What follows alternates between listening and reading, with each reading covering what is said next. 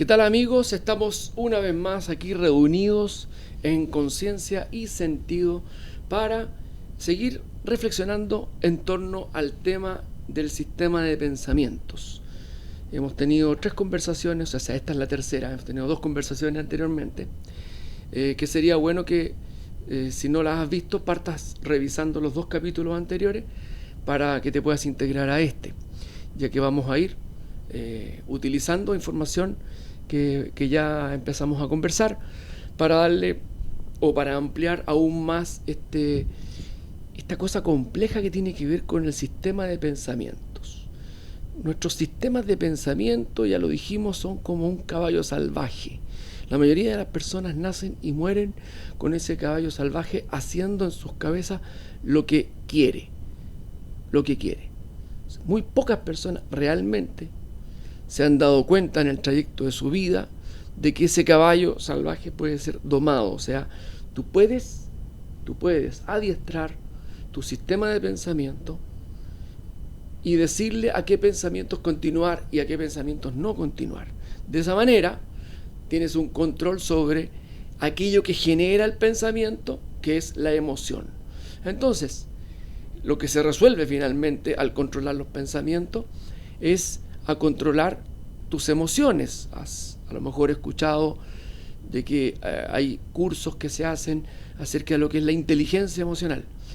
Es curioso, pero yo he leído algunos libros sobre inteligencia emocional y no lo abordan desde la manera del pensamiento. Siempre tratan de entrar en las emociones a través de algo que tiene que ver con una cosa muy antigua que arrastras del pasado, de tu niñez.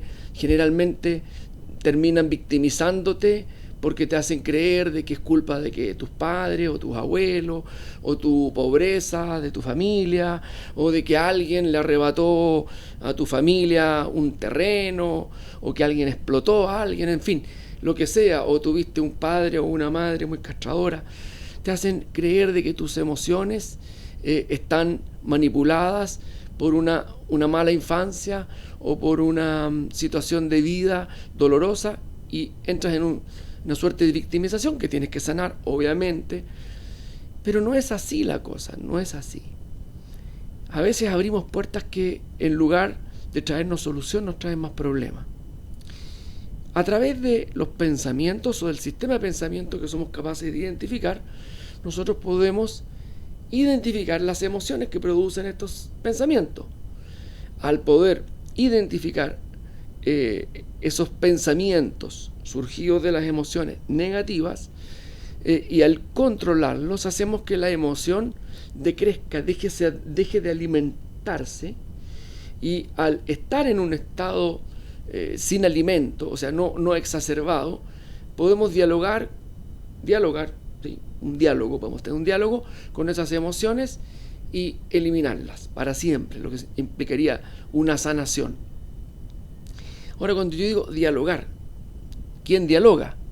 Si creemos que la mente es una sola, y no es una sola, la mente tiene múltiples voces, pero la voz más importante es la voz del observador, que en la sesión anterior estuvimos hablando de que a este caballo salvaje de pronto requería ser domado, pero para domarlo tienes que separar al observador del caballo, y el observador es tu conciencia superior. También puedes observar tus pensamientos no desde la conciencia superior, sino que de algún otro aspecto de tu personalidad. Lo dije la vez pasada, pero lo voy a repetir. Por lo general se distingue muy fácilmente cuando no te estás observando desde tu conciencia, porque hay autocrítica, hay autoflagelación, te sientes castigado por ti mismo, a lo mejor por haber pensado o haber dicho algo. Si hay autoflagelación, si hay castigo, no es tu conciencia, porque tu conciencia no jamás te va a juzgar, solamente te va a observar. Te puede incluso usar pensamientos y palabras para decirte, ¿para qué haces eso? O sea, por ejemplo, si me hablo a mí mismo desde mi conciencia, me voy a hablar diciéndome Álvaro. O sea, soy Álvaro en un plano superior, pero también soy Álvaro en un plano inferior. Y también hay múltiples Álvaros de los que vamos a hablar hoy día, que son las múltiples voces que habitan dentro de mí. Y este Álvaro superior le habla al Álvaro inferior diciéndole: Álvaro, ¿a dónde vais? ¿Por qué estáis pensando pelotudeces? ¿Por qué te estás quedando atrapado en esa historia que ya no fue, o que ya fue y que hoy día no es? En fin, Álvaro, ¿por qué estás discutiendo con esa persona en tu cabeza si esa discusión no existe? Entonces, te hablas a ti mismo. Existe un diálogo que usa palabras, pero vas a ver que esos pensamientos no están surgiendo desde las emociones, sino que surgen de un nivel superior de conciencia. Así es. ¿Han oído hablar de la canalización? Que es esta capacidad que tienen algunas personas de canalizar a entidades que están en otros planos de la existencia y que suelen estar en planos superiores, aunque también hay personas que canalizan frecuencias de vibración más baja. Así que no todos los canalizadores están en una alta frecuencia. Generalmente se les distingue porque canalizan dramas, situaciones que tienen que ver con el dolor, tienen que ver con el sufrimiento. Bueno, esas son bajas canalizaciones. Las altas canalizaciones siempre provienen de esferas superiores que te traen paz, te traen entendimiento, que traen acuerdos, traen soluciones. Bueno, entonces la pregunta es, ok, ¿existe una canalización que significa que yo voy a hablar acá abajo de lo que estoy recibiendo o receptando de alguna voz que a lo mejor soy capaz de identificarla, que viene de arriba? Bueno, pero resulta que la canalización más normal, la más asequible a la cual tú puedes acceder, es a canalizarte a ti mismo. Pero no canalizarte a ti que estás en este plano, que tienes un cuerpo físico, que lo miras en el espejo y identificas, ese es el Álvaro. Hay otro Álvaro que no tiene cuerpo, que no tiene una forma física establecida como la que tú ves en el espejo, y que no tiene la cantidad de rollos que tú tienes en tu cabeza. Tampoco está conectado con esa historia dolorosa de tu vida o con esa historia de la materia con tu vida, sino que es un Álvaro superior. Es un Álvaro que no tiene las limitaciones que tenemos en este espacio-tiempo, que es las dimensiones donde vivimos, la dimensión materia. Entonces, cuando uno canaliza a este Álvaro superior o a tu yo superior, te vas a dar cuenta de que las palabras fluyen. A ver, te lo voy a poner de un ejemplo más sencillo. ¿Te has observado o te has dado cuenta de que cuando aconsejas a una amiga o a un amigo, de pronto está con un problema que a lo mejor tú ni siquiera lo has vivido? Un problema de que se le murió a alguien, o se separó, o perdió algo, en fin. Cuando tú estás en la posición de ser quien aconseja, es curioso, pero empiezan a surgir de ti, una serie de verdades, o sea, de consejos súper apropiados, que surgen de una parte tuya, que se revela, incluso sin que tú seas capaz de poner en práctica aquello que estás aconsejando. Pero surge en ti como una verdad a decirle: lo que tienes que hacer es esto, otro. Y entonces hay algo en ti que lo reconoces como superior, o sea, tengo una capacidad de pensamiento superior, incluso sin que yo mismo sea capaz de ponerlo en práctica. Bueno, es que ese consejo suele surgir o venir desde una esfera superior de tu propio entendimiento. Es un entendimiento tuyo que lo tienes, pero que no lo has llevado a cabo a la tierra.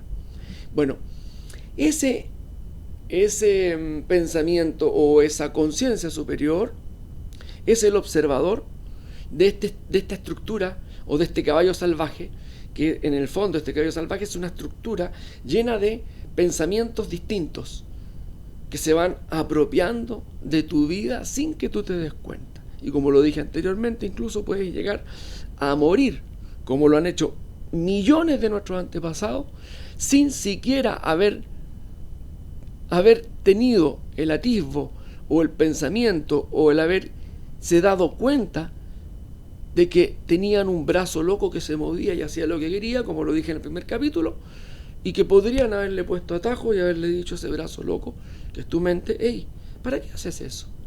¿Para qué discutes? ¿Para qué te enrabias? ¿Para qué le das cuerda a eso? Bueno. Hoy día vamos a hablar acerca de un proceso que viene, que es posterior a este proceso que definimos en la charla anterior, que es la de acorralar al caballo. Les dije yo, el caballo salvaje no se lo puede glaciar, sino que hay que acorralarlo. Y el corral es la observación de los pensamientos. Entonces vas flanqueando, te pones a pensar una tontera y te flanqueas y te dice: para, no sigas por ahí, no le des vuelta a esto, no le des vuelta a esto. Eso es flanquear al caballo, y el caballo empieza a entender, o sea, tu mente empieza a entender que tienes límites, ¿ah? Te estás como controlando. Te dije que vas a fracasar durante un buen tiempo. No vas a lograr tener un control absoluto de tu mente de un día para otro, ni de una semana para otra, ni de un mes para otro. Lo vas a conseguir luego de 3 meses, incluso pueden ser 4, 5 o 6, pero da lo mismo si te demoran más o menos. Esta tarea hay que hacerla porque va a significar un antes y un después en tu vida. Entonces, ese proceso viene asociado a nuevos procesos que van a venir más adelante, que es el que voy a hablar hoy día. No es algo que a lo mejor te va a costar más definirlo hoy porque no tienes desarrollado el observador, pero tarde o temprano vas a tener que empezar a analizar de dónde surgen estos pensamientos, qué emociones gatillan estos pensamientos y qué personalidades adquieren estos pensamientos. ¿Qué significa eso? Que tus emociones representan de alguna manera distintos aspectos de tu personalidad. Con esto quiero decir que tu personalidad no eres tú, no es una sola persona. Muchas veces la gente se identifica a sí mismo como alguien que tú te describes. Te describes como: bueno, yo soy una persona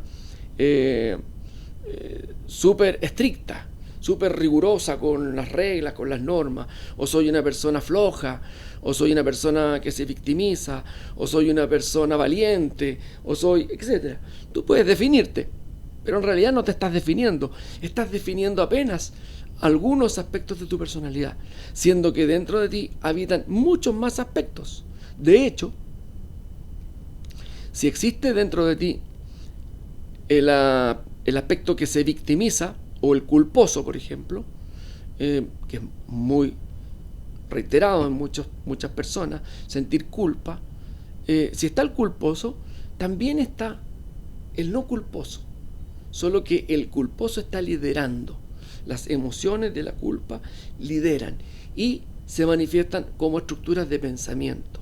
Entonces, podríamos decir que estos aspectos de tu personalidad que habitan dentro de ti y que juegan roles distintos dependiendo de dónde estás, dependiendo del ambiente en el que te encuentras o la tarea que estás realizando. Entonces, en una tarea, por ejemplo, hay personas que administran, son súper buenos para, estudiaron de hecho administración, son súper claros para entender los procesos, los flujos de caja, lo que tiene que hacer la empresa, hacia dónde tiene que ir las situaciones que ocurren dentro de la cadena productiva de una empresa. Bueno, pero resulta que en sus casas el administrador se duerme.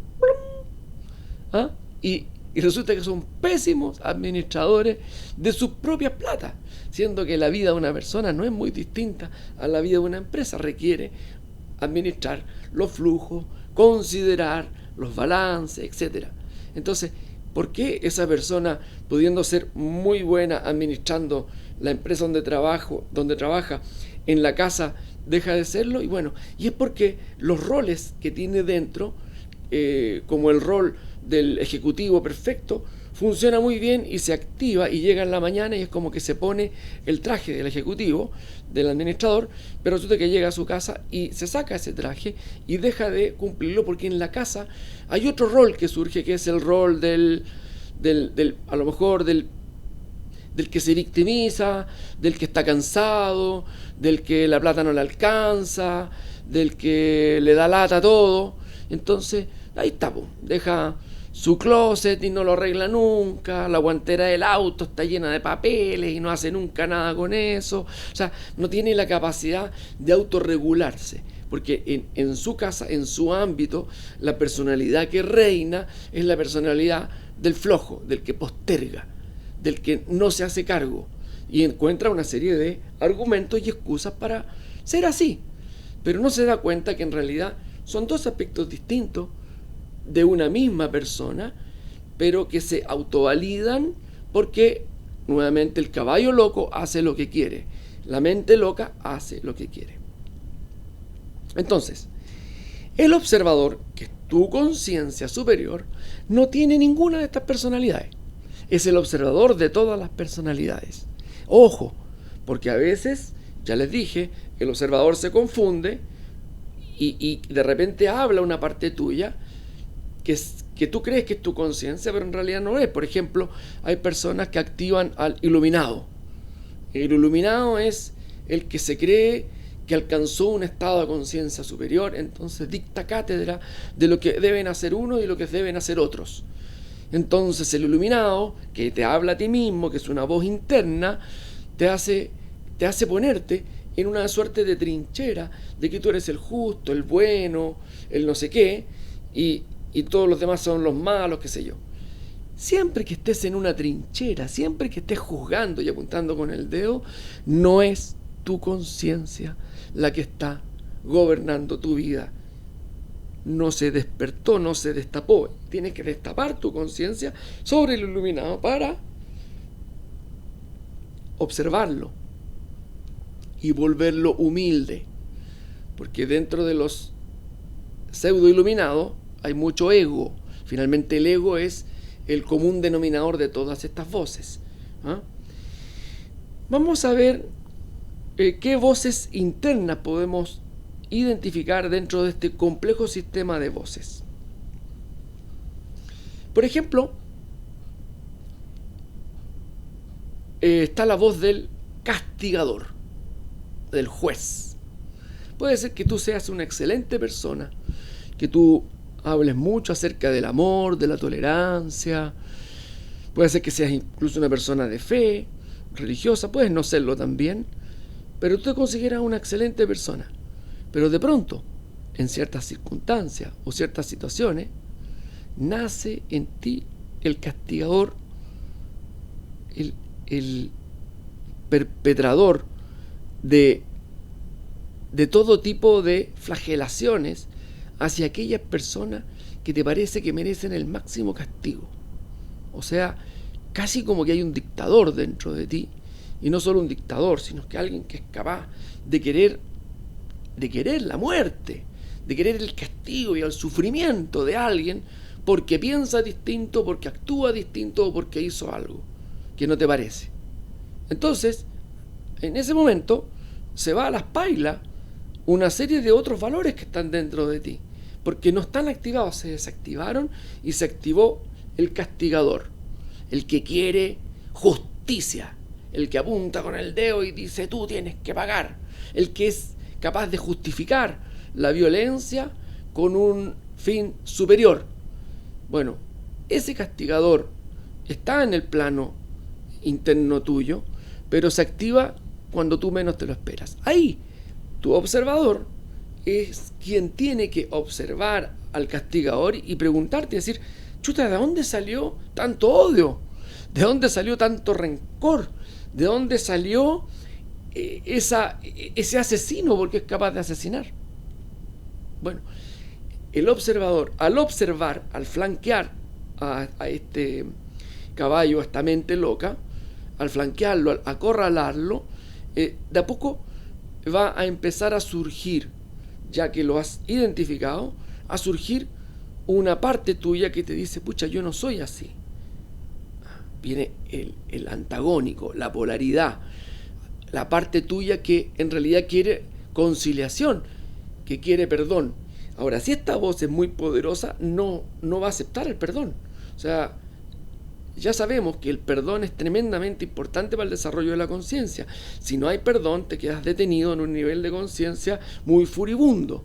De hecho, hay consignas que yo he visto pegadas en la calle que dicen ni perdón ni olvido, o sea, como que no hay perdón y no hay olvido, o sea, jamás voy a permitir perdonar a nadie de lo que haya hecho. Bueno, eso es un autocastigo muy flagelante, pero que surge de la voz del castigador, del juez, del dictador que tienes dentro. O sea, incluso tú puedes ser una persona que condenó o condena las dictaduras, que cree en la humanidad como un bien superior, en el bien común, en que los seres humanos vamos a vivir todos como hermanos, todos juntos, pero eso está sujeto a la idea de que para que ocurra eso tienen que desaparecer un montón de personas. O sea, eres capaz de tener incluso hasta asesinatos, no sé, masivos, con tal de que tu visión se imponga.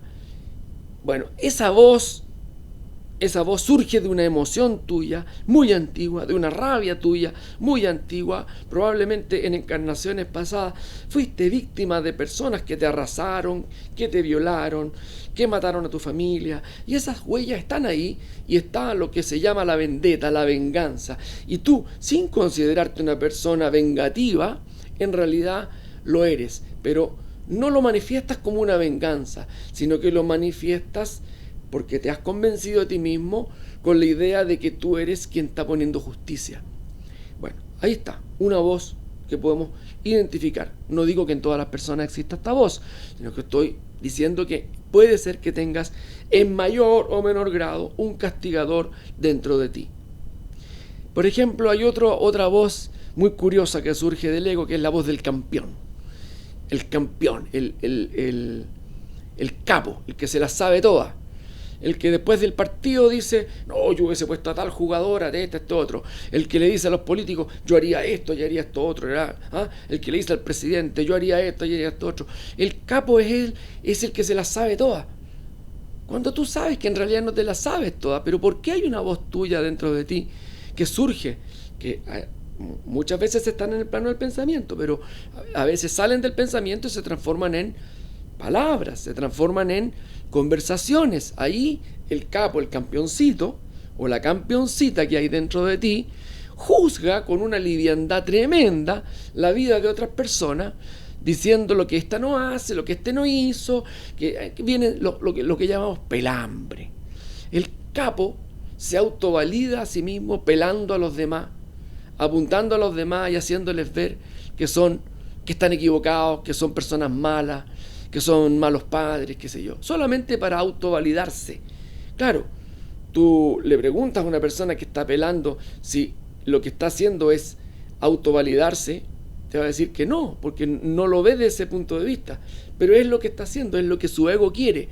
Su ego lo que quiere decir al pelar a otro, al menospreciar a otro, al hablar mal de otro, lo que está haciendo el juego del ego es decir, si ella lo hace mal, es que yo lo hago bien. Si esta persona se equivocó, es que yo no me equivoco.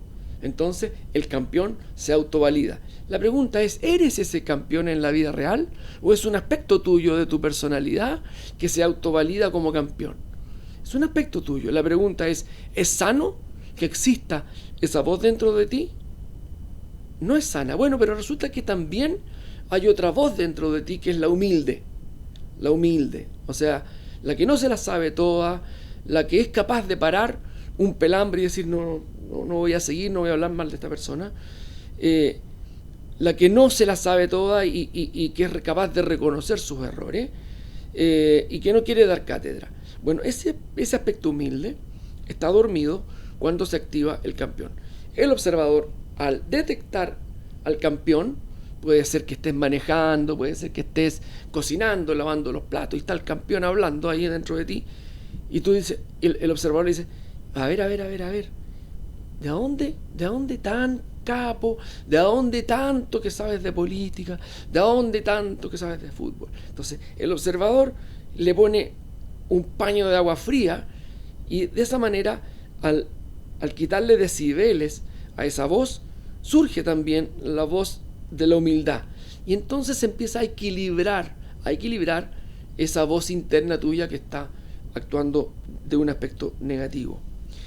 Hay montones de voces desde el ego. Está el superhéroe, el que de pronto soñáis o te imagináis que que llegas volando, casi como Superman, y rescatas a una persona de un accidente, o qué sé yo. Son voces fantasiosas, podrían no tener nada de malo, excepto cuando el superhéroe entra en el plano de lo que hablamos hace un rato, que es el castigador, el superhéroe que quiere imponer justicia con su propia mano. Está el antipatriota, por ejemplo, el que habla mal de su país todo el tiempo. No, porque Chile es una... Esto, que Chile acá, que los chilenos, que los que... Chuta, y esa voz antipatriota de repente se apodera de ti y es capaz de hablar mal de tus pueblos originarios, de los chilenos que son flojos, que no le quieren trabajar a nadie, qué sé yo. Y esa voz puede tomar un discurso y puede tomar una acción. Y es una voz negativa porque le hace mal a tu entorno, te hace mal a ti y le hace mal a tu patria. Entonces,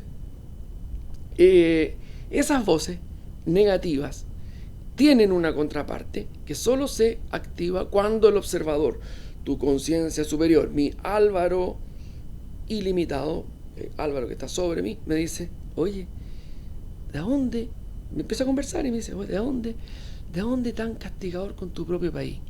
Si tu propio país tiene gente humilde, trabajadora, es un país que ha salido adelante, es un país que se ha superado, es un país que tiene la capacidad de ser generoso cuando hay situaciones como por ejemplo los terremotos, la Teletón, qué sé yo, nos unimos. Bueno, es que ese también es Chile. ¿Por qué tiene que estar dominado ese Chile por la voz del antipatriota?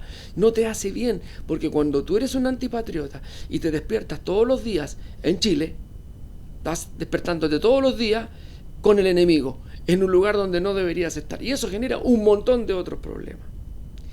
Está la voz del, ¿cómo se podría llamar?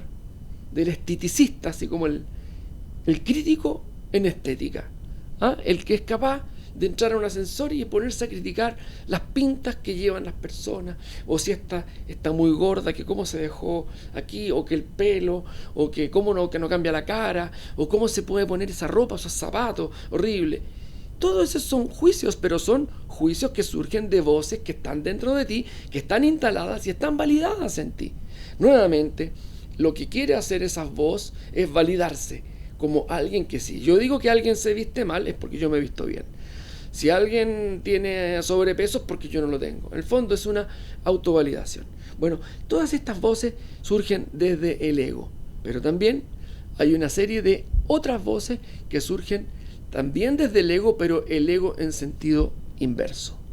Cuando hablo del ego en el sentido inverso, no me refiero a la humildad, porque el ego tiene, como todo tiene polaridad, tendemos a pensar que, por ejemplo, lo contrario al odio es el amor, y no lo es. Lo contrario al amor es el miedo.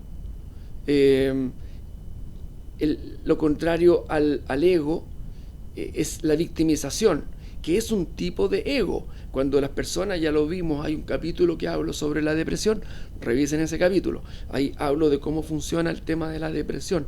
La depresión es un estado absoluto de ego, o sea, una persona que solo piensa en sí misma, tanto piensa en sí mismo y en lo mal que le va y en lo difícil que ha sido su vida, y todo pasa por el colador de sí mismo, que terminan volviéndose depresivas. Bueno, ahí está el ego activado en sentido inverso, lo que no significa que sean personas humildes. Por el contrario, siguen enfocando toda la vida dentro de sí mismos, pero a diferencia del déspota, del campeoncito, son víctimas, se victimizan.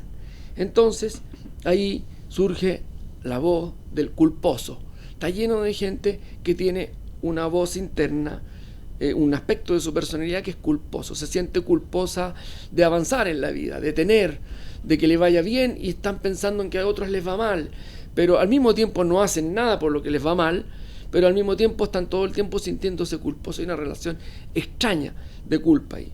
Está la voz del pobre, por ejemplo, el que se siente pobre, hablando de pobreza material, ¿no?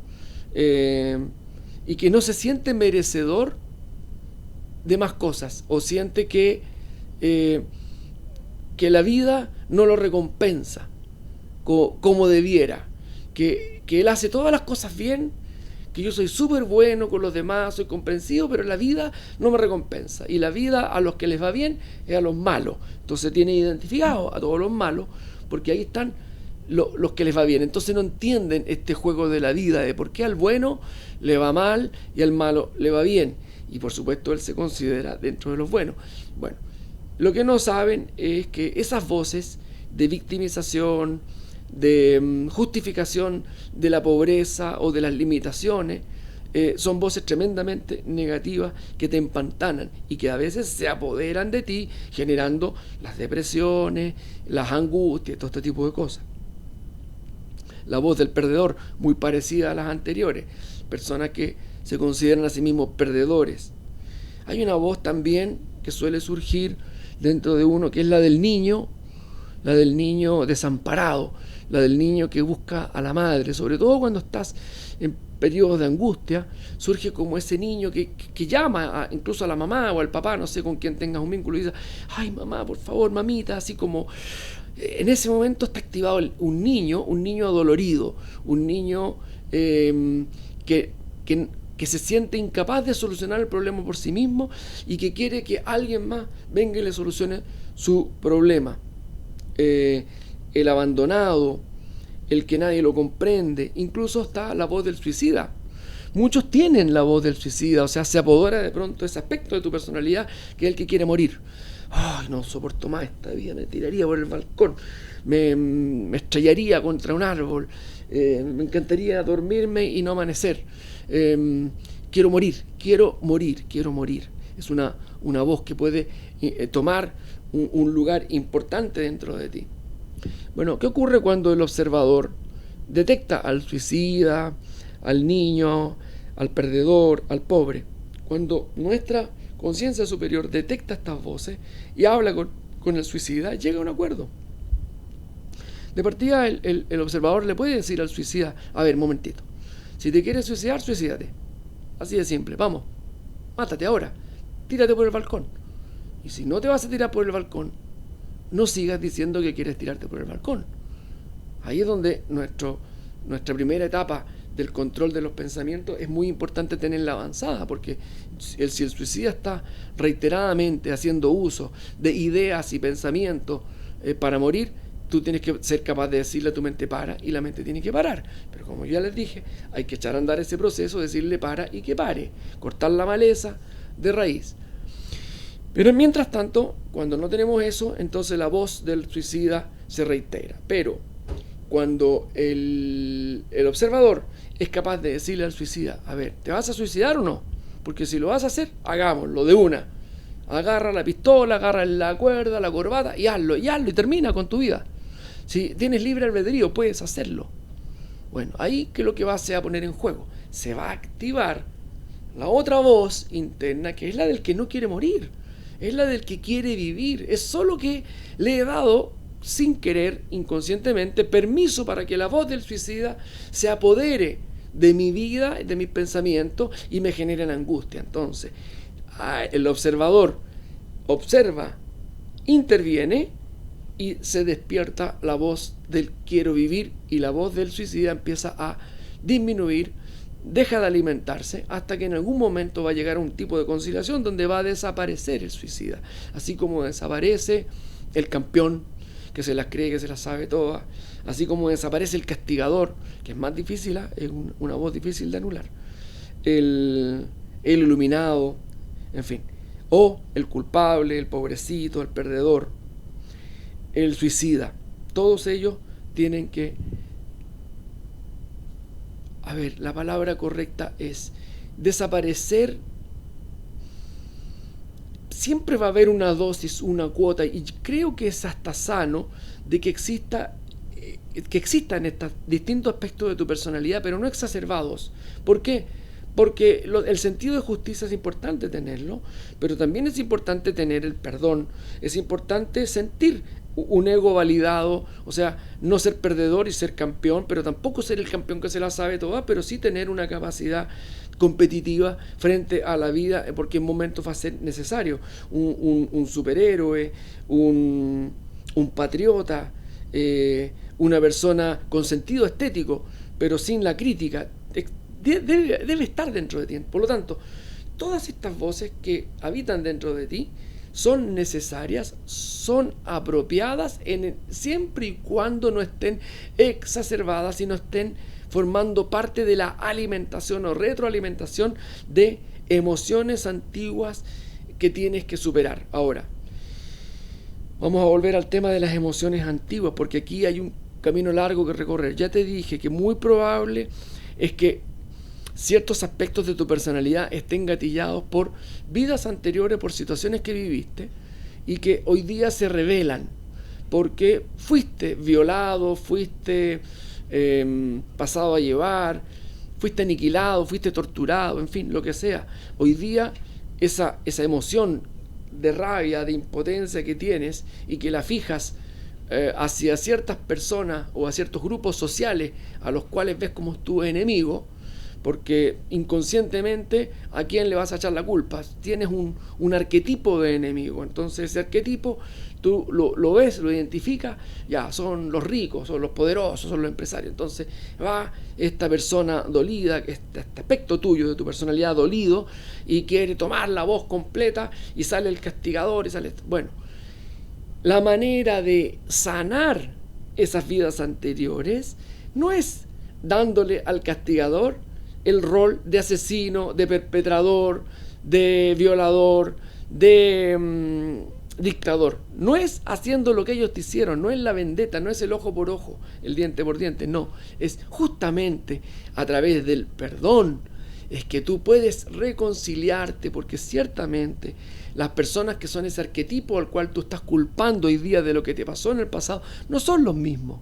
No son los mismos. Por lo tanto, difícilmente tu sed se va a curar haciendo con el arquetipo aquello que tú sientes que fue con el alma o las almas que te hicieron algo. Por lo tanto, el perdón y el olvido. El perdón y el olvido. No es el olvido al hacerte el leso. El olvido va a surgir en forma natural cuando haya perdón. El perdón. Revisen los capítulos que tengo más atrás acerca del perdón. Revísenlo. Son muy importantes. El perdón es quien va a neutralizar y a sanar al castigador o cualquiera de las energías negativas que están imperando dentro de ti. Hasta aquí vamos a llegar con este capítulo donde estuvimos reflexionando un poco más acerca de la loca de la cabeza, de la mente, del sistema de pensamiento. Nos vemos en otro capítulo de Conciencia y Sentido.